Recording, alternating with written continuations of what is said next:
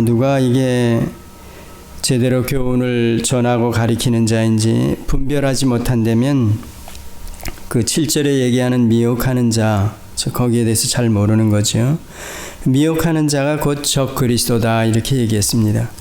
미혹하는 자 정도는 그냥 흔히 우리 주변에 말씀을 잘못 전하는 사람들, 이런 사람 정도로 저희들이 치부하면서 별로 대수롭지 않게 여길 수 있습니다.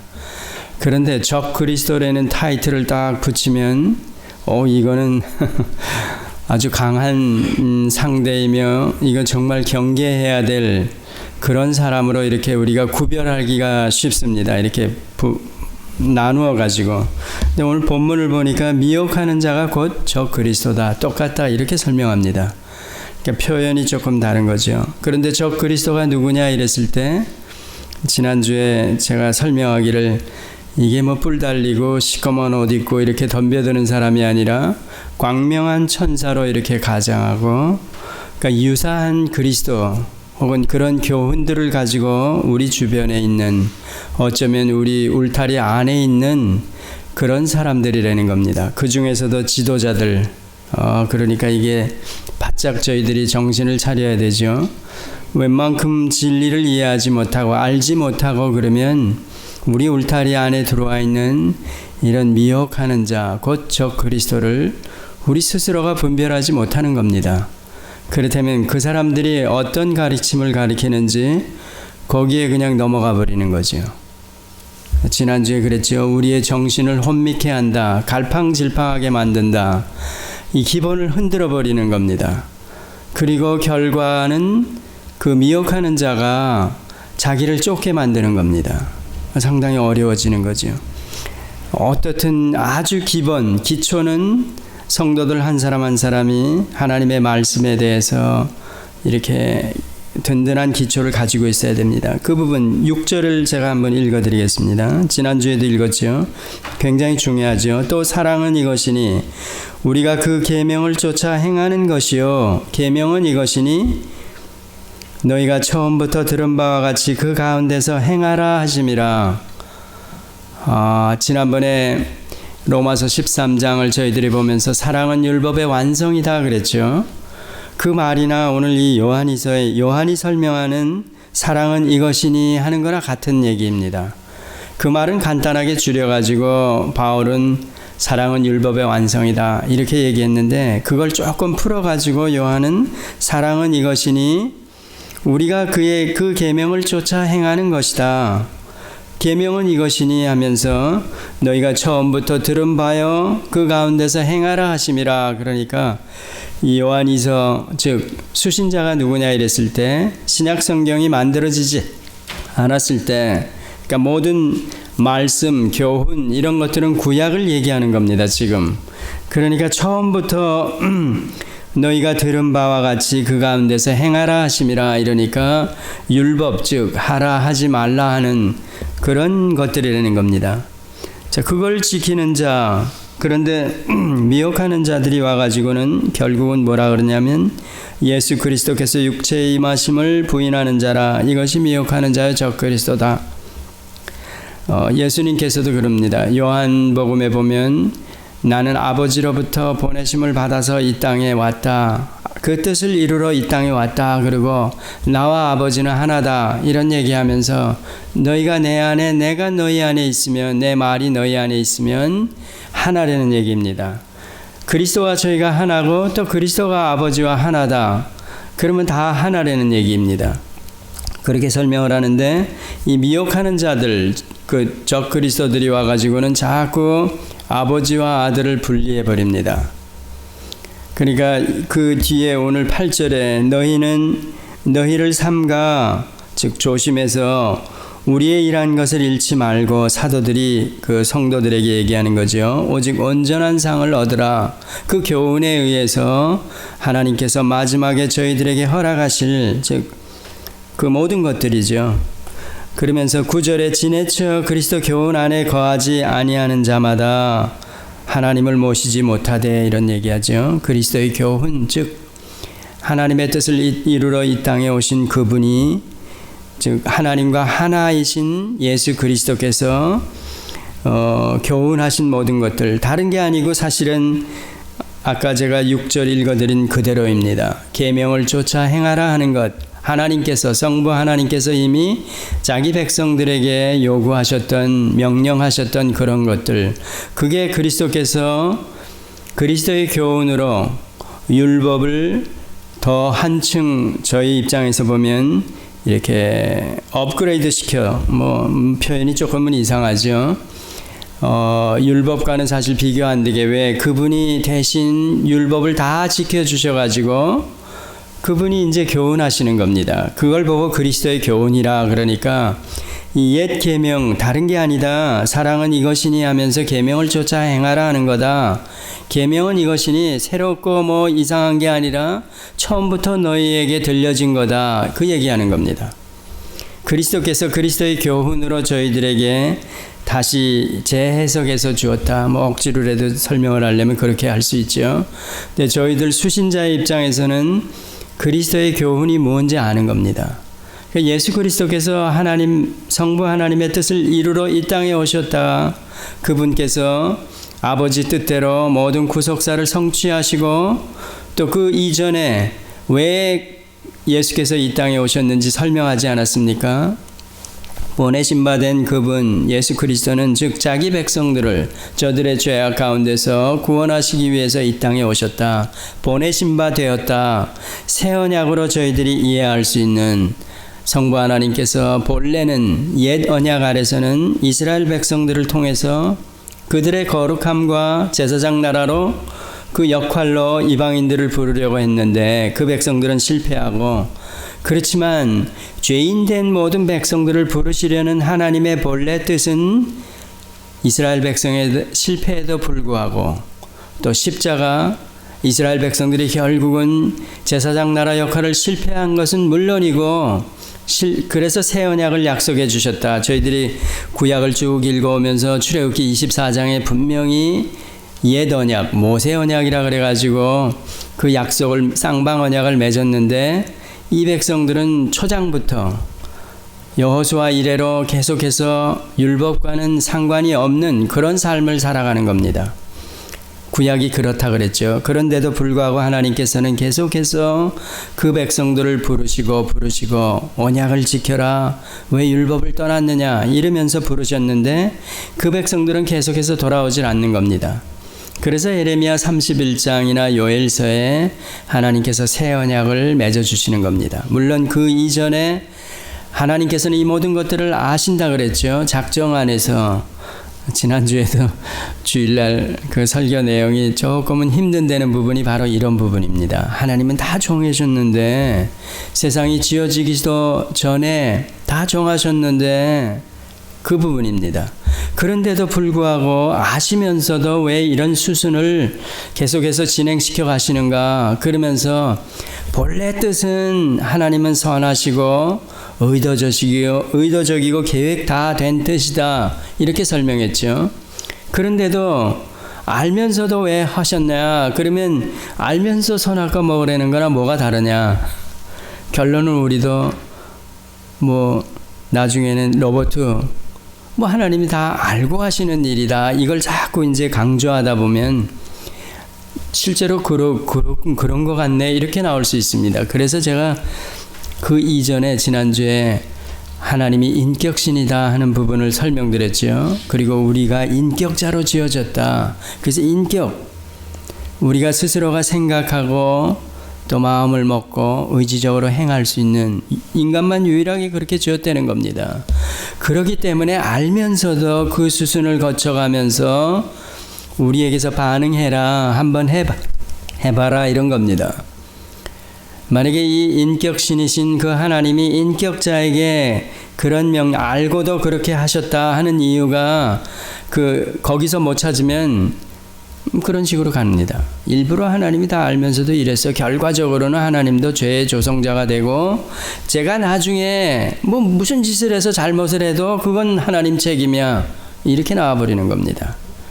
그렇다면 그런 표현을 하면서 그렇게 시비를 거는 사람 스스로는 결론은 자기 할 대로 의지적으로, 그러니까 자기가 인격적인 그런 반응으로 다 해놓고 책임은 하나님에게 돌려버리는 겁니다. 이 부분이 웬만한 사람들이 잘 이해를 못하는 겁니다. 저도 사실은 옛날에 고민했습니다. 이게 결국은 하나님이 다 아시면서 어떻게 이랬을까? 창세기를 그래서 보니까 인간이 인격자로 지음을 받았다는 것, 그게 굉장히 중요하고 하나님 스스로가 인격신이시다 하는 것, 말이 통하는 자로 우리를 지어놓고 얘야 아담아 저보고 야 이렇게 부르는 겁니다. 그래서 그 마음으로 제가 반응하고 그래서 선악과 명령을 하신 거다. 그러니까 이해가 가는 겁니다. 그러니까 구원 문제를 거기서부터 풀어야 이게 풀린다는 것. 그리고 인격자라는 것. 우리를 로봇처럼 짓지 않았다는 것. 작정 다 정해놓고 결론은 그 수순으로 가는 걸 다 하나님은 아시는데도 불구하고 우리가 로봇가 아니고 하나님이 인격신이시다. 그래서 우리의 죄책을 제가 만약에 뭘 잘못하면 제가 벌을 받아야 되는 겁니다. 도덕적인 피조물로 지음을 받았다는 겁니다. 제가. 그러니까 누구예요? 아담도 그의 죄책으로 말미암아 불순종으로 말미암아 그가 죄인이 되고 스스로는 하나님 앞으로 다시 올 수 없으니까 하나님이 찾아오셨다는 겁니다. 우리도 마찬가지 그 이후에 모든 사람이 죄인이 되었다. 우리 스스로가 하나님과 올바른 관계로 돌아올 수 없습니다. 그래서 예수님을 보내시는 겁니다. 보내셔서 오도록 했는데도 불구하고 이걸 방해한 사람들이 누구냐? 이스라엘 백성입니다. 자기 백성들. 그들이 메시아를 십자가에 죽여버렸습니다.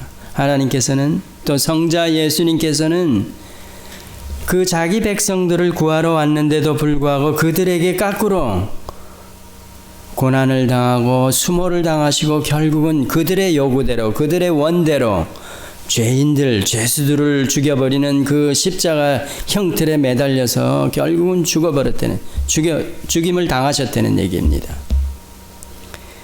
그러니까 예수님이 이 사람 뜻대로 다 죽여버렸는데도 불구하고 하나님께서는 그 십자가를 통해서 그의 죽으심을 통해서 우리를 구원하셨다. 그것도 아시는 거 아니야? 예, 그렇습니다. 아시는 건데도 불구하고 이들은 이스라엘 백성은 자기네 의지대로 자기네 판단대로 그렇게 죽여버렸다는 겁니다. 예수님을. 그러니까 유다나 이런 사람들이 자기의 죄책을 그대로 100% 다 받아야 되는 겁니다. 이런 부분들이 잘 믹스가 되어 있지만 이해를 하시면 아주 심플한 겁니다. 심플합니다. 근데 여기서 이런 것들을 자꾸 혼란하게 설명하고 막 이러면 계속해서 헷갈리는 겁니다. 그러니까 하나님은 100% 죄와는 상관이 없습니다. 아담은 100% 그의 죄입니다. 가룟 유다 마찬가지 그의 100% 죄입니다. 이스라엘 백성들 그들의 범죄입니다. 너희가 십자가에 못 박은 대로 너희 후손 피를 보겠다. 그렇게 하소서. 그래서 많은 이스라엘 백성들이 죽는 겁니다. 자기 선조들이 말한 그대로. 근데 지금 이제 와가지고는 이런 그리스도께서 성취하신 구속사나 그분의 교훈들 이런 것들을 서서히 자꾸 헐어버리는 그 교훈에서 벗어나게 하는 잘못된 가르침이 이 교회 안에 들어와 있는 겁니다. 지난번에 요한 1서 2장 19절을 한번 제가 볼게요. 18절부터 24절을 읽어보면 더 쉽게 저희들이 이해할 수 있습니다. 아이들아 이것이 마지막 때라 적 그리스도가 이르겠다 함을 너희가 들은 것과 같이 지금도 많은 적 그리스도가 일어났으니 이러므로 우리가 마지막 때인 줄 아노라. 저희가 우리에게서 나갔으나 그러죠. 우리라는 이 공동체 즉 성령 받은 사람들의 무리로 저희들이 볼 수 있습니다. 우리에게 속하지 아니하였나니 이러면서 본래부터 속하지 아니하였던 무리가 그렇게 와 들어와 있을 수 있다. 이런 얘기로 저희들이 봐야 되는 겁니다. 이건 예수님의 교훈으로도 그렇습니다. 근데 저희들끼리는 그러고 싶지 않죠. 제 곁에 있는 사람이나 저희 교회 안에나 저희 기독교 울타리 안에 저희 교단 안에 이런 사람들이 섞여 있다. 이거 아니죠. 집사님, 목사님, 장로님하고 늘 어울리는데 우리 전체 교회가 하나인데 그건 우리 그러고 싶지 않은 마음 사실입니다. 그리고 또 우리가 스스로 그걸 판단할 수가 없습니다. 어느 한 사람이 정말 성령을 받은 사람인가 아닌가 우리는 절대 판단 못합니다. 또 그걸 우리에게 허락하시지도 않았습니다. 그렇다면 어떻게 해야 되는가 우리 그거 판단하지 말라는 겁니다. 그러면 우리 안에서는 한 형제로 알고 그 사랑이 드러나야 된다. 그겁니다. 그런 판단은 우리한테 맡기지 않고 그 본인 스스로 점은 저에게 맡겼습니다. 제가 정말 성령을 받은 자인가 아닌가 이 울타리 안에 교회 안에 정식으로 보이지 않는 교회로 한 그리스도의 지체인가 하는 것 제가 판단하게 만들었습니다. 제 스스로 저만. 그럼 여러분이 다 자기 스스로가 자기 구원 문제를 성경을 통해서 확인하고 확신해야 된다는 겁니다. 그렇다면 여기 금방 오늘 같은데 미혹하는 자, 적그리스도, 거짓 선생들 이런 사람들은 어떻게 됩니까? 이런 문제가 나오죠.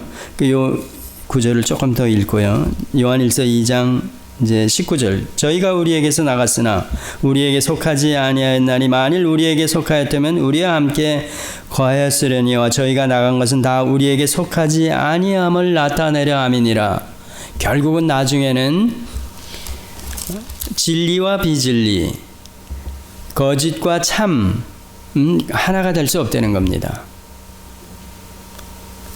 이거는 성경이 가리키는 진리입니다. 그러니까 이건 하나가 될 수 없으니까 언젠가는 우리는 모르지만 나중에 보면 갈려져 버린다는 겁니다.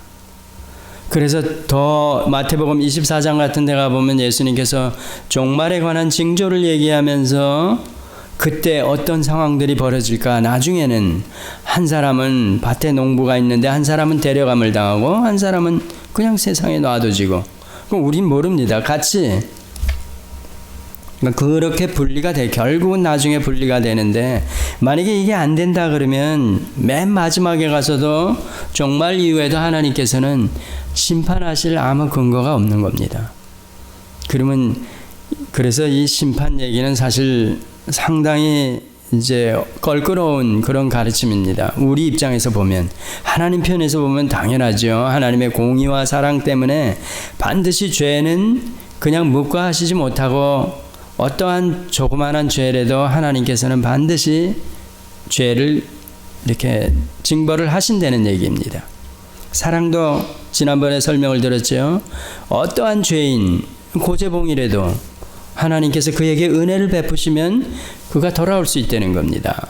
하나님의 백성이 될 수 있다는 겁니다. 그러니까 하나님의 사랑에서 보면 어떠한 죄인이라도 하나님이 은혜를 베푸시고 그 사랑을 입힐 수 있다는 겁니다.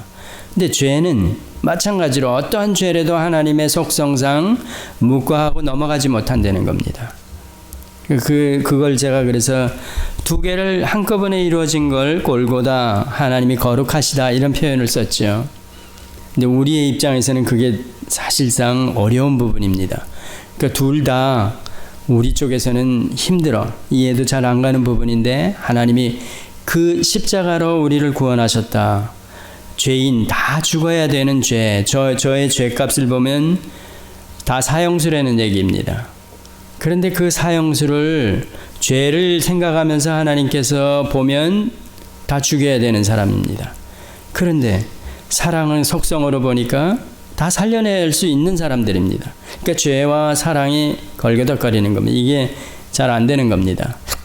그래서 대신 예수님이 죄인으로 이 땅에 오셔가지고 죄값을 다 안고 우리 대신 죽어주셨다는 겁니다. 하나님의 입장에서는 예수 그리스도 구원주 대표자로 아담 그런 얘기하죠. 첫째 아담 예수님이 둘째 혹은 마지막 아담으로 설명하는 이유가 바로 그겁니다.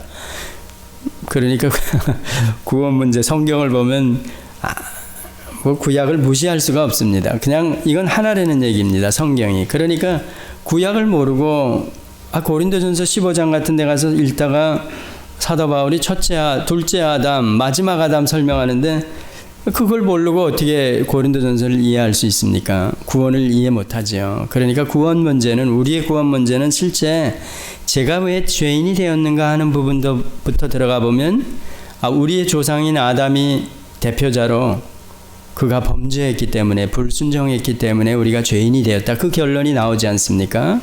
그렇다면 우리를 구원한 자는 누구야? 우리를 보고 예수를 믿으면 구원을 얻는다 그랬는데 예수가 누구야? 이랬을 때 그가 바로 둘째 아담이며 마지막 아담이다. 이렇게 설명하는 겁니다.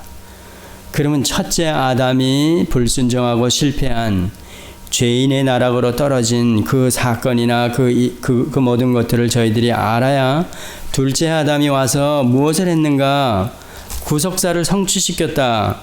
제물로 대신 죽으시면서 우리를 하나님과 올바른 관계로 돌려놓았다. 이랬을 때 아담이 잘못한 모든 것들을 그리스도께서 와서 대신 짊어지시고 우리를 다시 원위치로 회복시켜줬다는 겁니다.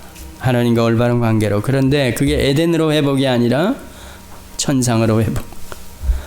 그게 로마서 결론 이신칭의로 우리의 구원을 그렇게 설명하는 겁니다.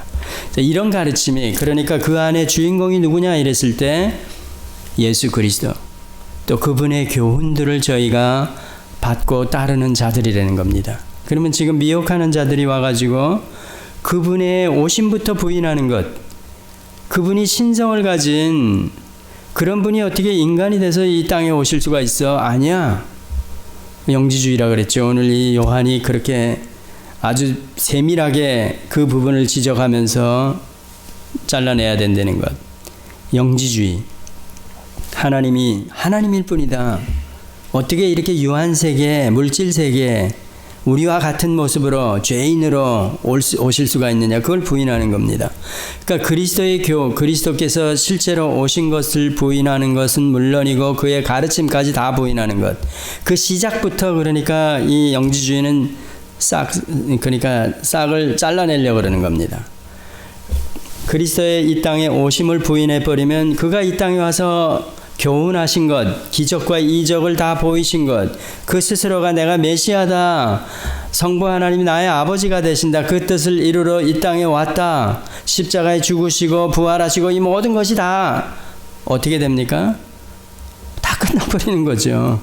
그거 다 엉터리라 그러는 거죠. 그의 오심 자체를 부인해버리면 하나님인데 전능하신 분이 유한세계에 내려올 수 없다. 그렇게 가리키는 겁니다. 그러면 이 땅에 실제로 오셨지 않았습니까? 하나님이 완전한 인간의 몸을 입고 오셔서 이루신 모든 것, 그의 생애, 그의 교훈, 그의 죽으심과 부활하심, 이 모든 것이 다 아니라는 얘기입니다. 그러니까 여기서 요한이 그의 오심을 부인하는 것, 육체로 이 땅에 오심을 부인한다. 아예 시작부터 잘라버리는 겁니다. 이 영지주의가 무서운 거죠. 그러니까 여기 오늘 본문에는 사랑은 계명을 쫓아 행하는 것이라, 계명은 다른 것이 아니라 처음부터 너희에게 주어진 거다. 이 설명을 하는 겁니다. 그러니까 그 뒤에 부분을 설명하는데 영지주의는 그 앞에 부분부터 잘라버리니까 이 뒷거는 그냥 저절로 떨어져 나가는 겁니다. 자유주의 입장에서는 그가 하나님이 아니라는 걸 설명하죠. 그거는 인간일 뿐이야. 인간이 어떻게 하나님이 될 수 있어?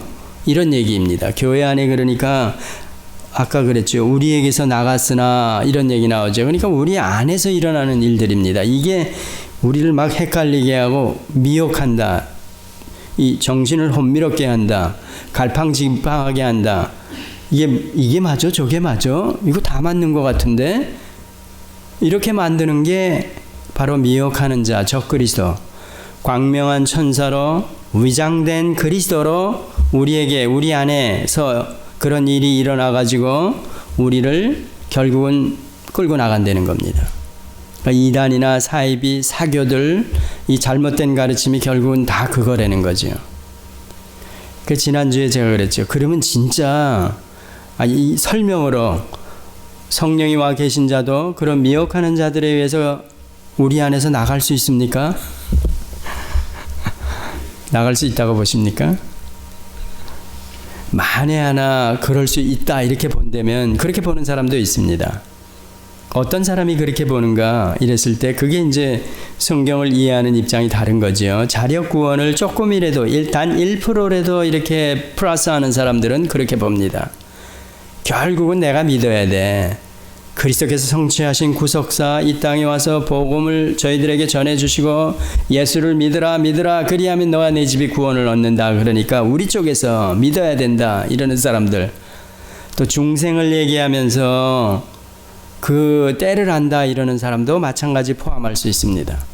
그런데 저희들의 입장에서는 시작 자체를 우리의 구원이 언제 우리가 거듭났는지도 모르는 자로 설명하기 때문에 그 이유는 100% 하나님이 우리를 구원하셨다 이렇게 보기 때문에, 그럼 100% 하나님이 시작하신 일을 미혹하는 자들, 적그리스도에 의해서 만약에 제가 이 무리 안에 있다가 교회 안에 있다가 미혹을 받아가지고 밖에 나간다. 결국은 나중에 다시 돌아오지 못한다. 그렇게 되면 하나님이 하신 일이 그 미혹하는 자들, 적그리스도에 의해서 이게 방해를 받는 것은 물론이고 멸망까지 당하는 그런 결과가 되니까 저희들의 입장에서는 그게 일어날 수 없다. 히브리서에 제가 그렇게 설명을 했죠. 6장이나 10장 같은 데 보면 한번 비춤을 얻고 하늘의 은사를 맛보고 이렇게 나오는 부분들, 그것도 그 뒷부분을 그렇게 성경 해석을 쭉 읽어 내려가 보면 그 6장 하반절에 내려가 보면 우리는 그럴 수 없다고 얘기 나오는 겁니다. 그러니까 진짜 하나님이 시작하신 일을 사탄이 방해해서 우리를 다시 멸망에 빠뜨릴 수 있느냐 이랬을 때 없다.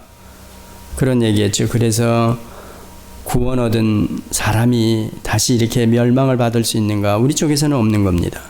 근데 성경 해석을 그렇게 안 하는 부분, 또 자력 구원을 하나님 신인 합동서를 얘기하는 사람들 쪽에서는 그게 가능하다고 보는 겁니다. 근데 이 부분에 대해서는 또 어떻게 달라지냐면 저 하나님의 입장에서 또 하나님의 주권, 스트롱하게 하나님의 편에서 보면 절대 그렇지 않습니다.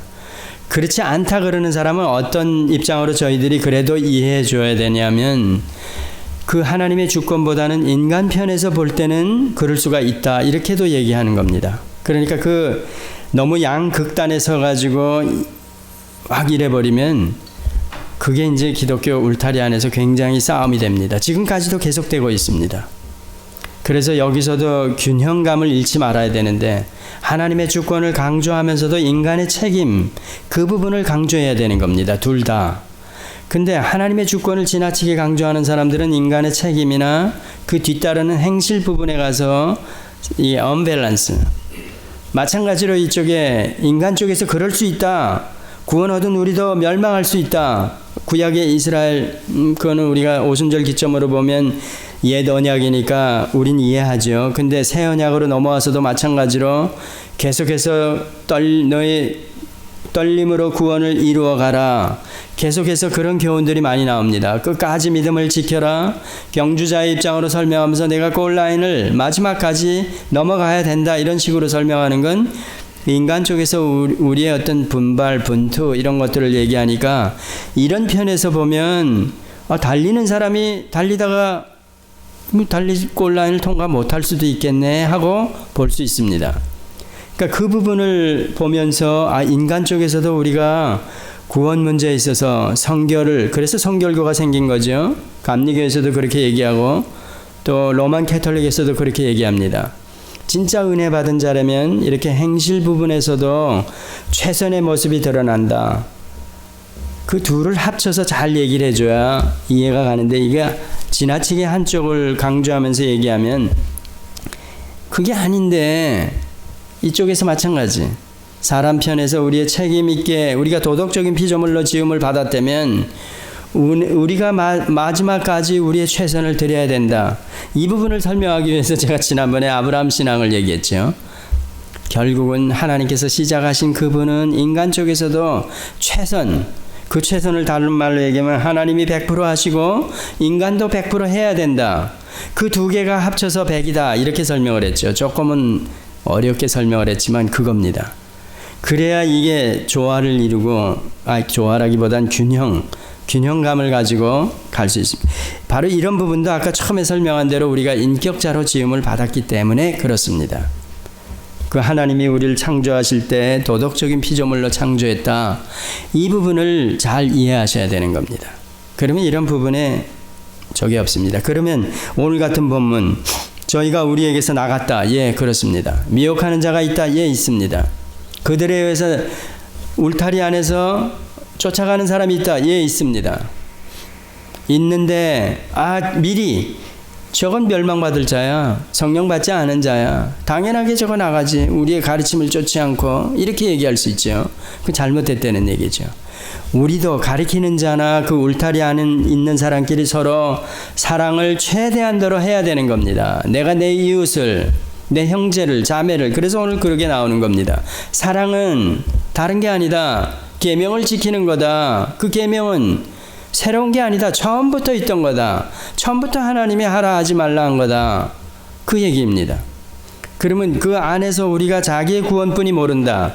자기가 옆에 사람이 구원을 얻었는지 아닌지 모른다 이랬을 때는 우리 쪽에서는 하나님이 이렇게 명령하는 계명들을 최대한도로 우리가 지키는 것, 그게 곧 사랑은 율법의 완성이다 이렇게 설명하니까, 계명을 지키는 거다, 계명은 처음부터 있던 거다 이렇게 설명하니까 사랑을 최대한도로, 그래서 성경의 마지막이 결론은 사랑입니다. 결론은 하나님이 사랑이시되는 걸 우리에게 보여주는 겁니다. 성경은 사랑의 책이라는 겁니다. 그래서 사랑의 사도 요한이 마지막에 종말에 관한 것도 사랑의 사도가 기록을 해놓은 겁니다. 요한계시록. 하나님은 거룩하신 하나님이야. 그 안에 공의와 사랑이 들어가 있는 겁니다. 그래서 하나님은 거룩하시다. 일방적으로 이 부분에서 하나님은 사랑의 하나님이시야 하고 그걸 강조하게 되면 어떻게 됩니까? 지금 이 균형감을 잃고 하나님이 사랑의 하나님이다 그것만 지나치게 강조를 하게 되면 곤란해지는 겁니다. 어느 누구도 뭐 도덕적인 피조물로 지음을 받고 잘못을 했는데도 불구하고 그것도 감싸주고 사랑을, 은혜를 베푸셔야 되는 겁니다. 하나님은 늘 어떤 자에게든지. 아까 그런 사람들이 그런 주장을 하는 겁니다. 그 가룟 유다나 아담의 그 죄책 문제, 또 하나님의 뜻을 설명하면서, 근데 하나님은 미안하게도 100% 사랑의 하나님이지만 100% 공의의 하나님이십니다. 근데 이 부분만 또 지나치게 강조하다 보면 사랑이 식어지고 이웃은 물론 형제 간에도 사랑도 안 한다는 겁니다. 바로 이런 부분들이 하나님의 주권을 강조하면서, 야, 뭐 미혹하는 자가 들어와서 형제를 채가도 이단에 넘어가도 안타까운 마음이 없는 겁니다. 아, 저놈은 본래부터 성령 안 받은 놈이야. 이렇게 쉽게 판단해버리고. 그러면 사랑이라는 그 여기에 맞지 않는 겁니다. 제가 그러면 그 넘어가는 형제를 향해서 최대한도로 내가 사랑을, 하나님의 계명을 지키도록 나도 지키고 그에게도 권했는가? 아니지 않습니까? 그러니까 다 양쪽 다 양극단에 서 있게 되면 다 망하게 되는 겁니다.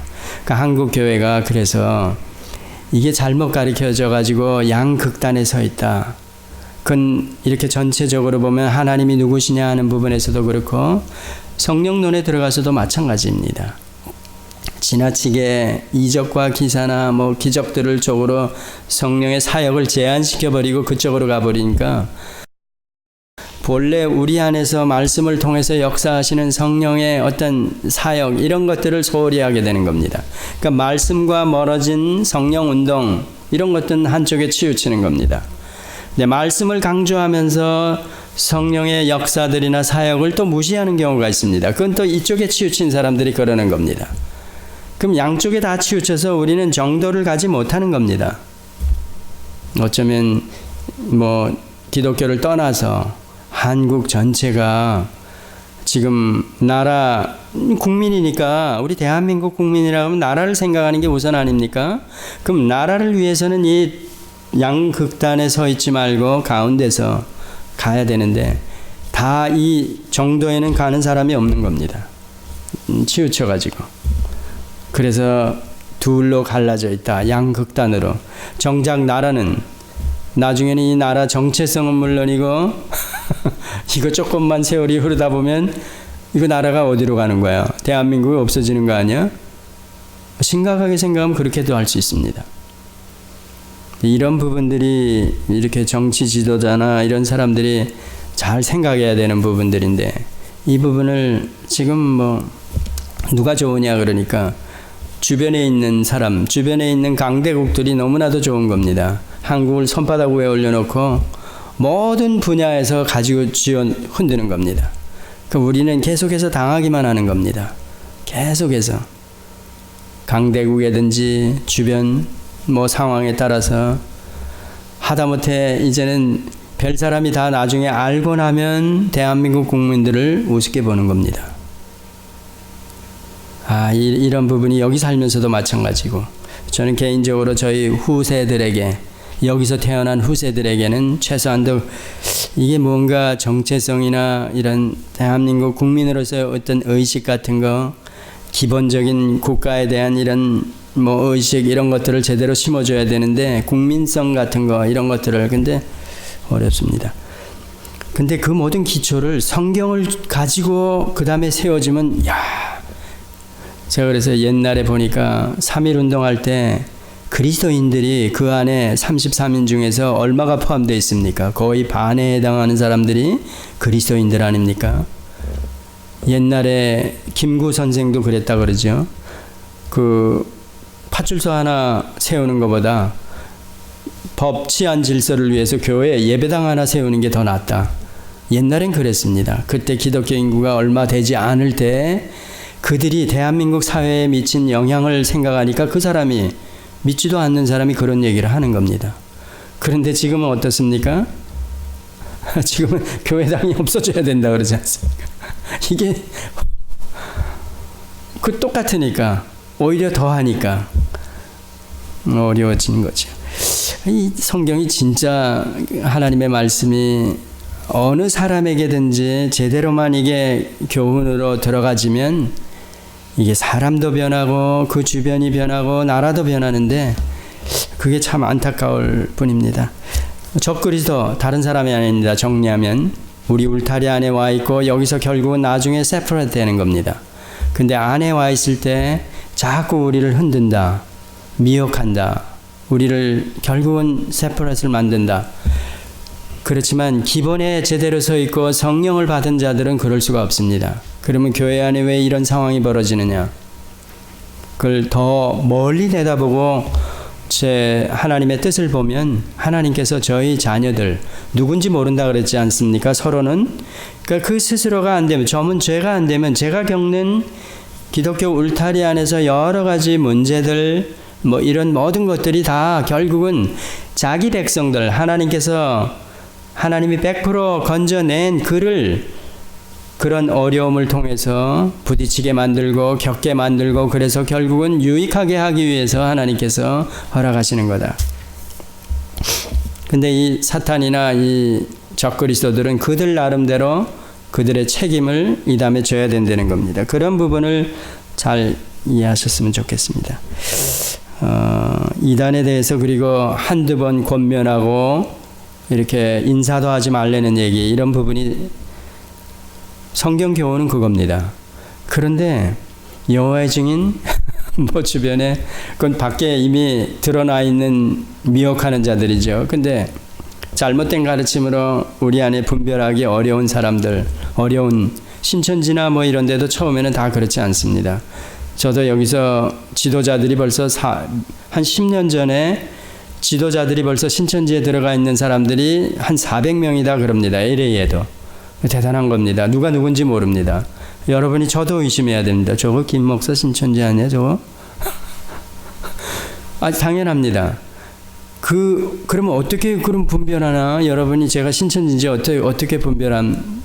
여러분이 기초를, 그리스도의 교훈, 계명들 이런 것들을 지키는가? 계명은 다른 게 아니고 처음부터 주어진 거다 이러니까 아주 기본입니다.